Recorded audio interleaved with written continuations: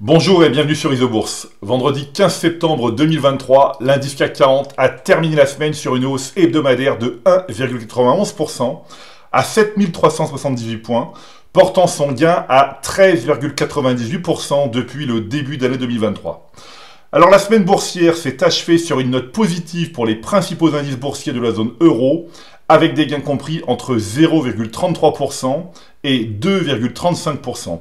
Le FTSE MIB, l'indice phare de la bourse de Milan, a été le plus performant, tandis que l'AEX, l'indice vedette de la bourse d'Amsterdam, a réalisé la plus faible performance hebdomadaire.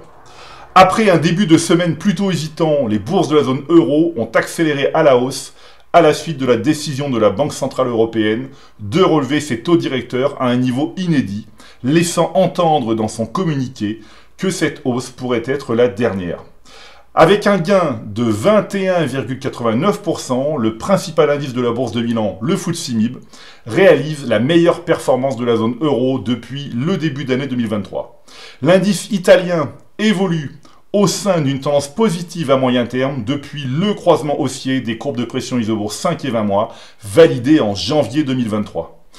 Plus globalement, à l'exception des indices belges et néerlandais, les indices des 4 principales économies de la zone euro, Francfort, Paris, Milan et Madrid, conservent une bonne orientation à moyen terme depuis le début d'année 2023.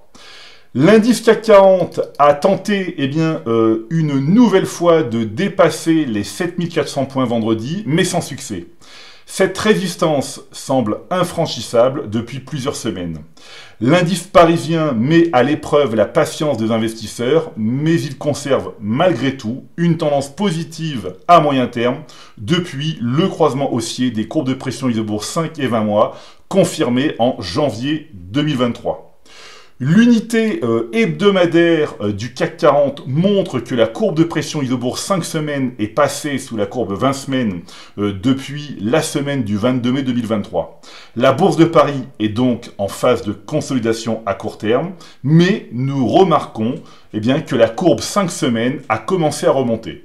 Il est encore trop tôt pour parler d'un croisement haussier, mais nous allons suivre attentivement cette évolution sans pour autant nous précipiter. En effet, la dernière tentative de croisement fin juillet 2023 avait échoué. L'analyse maintenant des 200 titres les plus échangés en zone euro montre que la part d'action favorable à moyen terme est toujours supérieure à 50%, voire proche de 60%. Alors, disponible dans la version premium du logiciel Isobourse, le consensus est un outil puissant basé sur l'indicateur de pression Isobourse. Il permet d'identifier rapidement les valeurs intéressantes et celles qui restent dangereuses.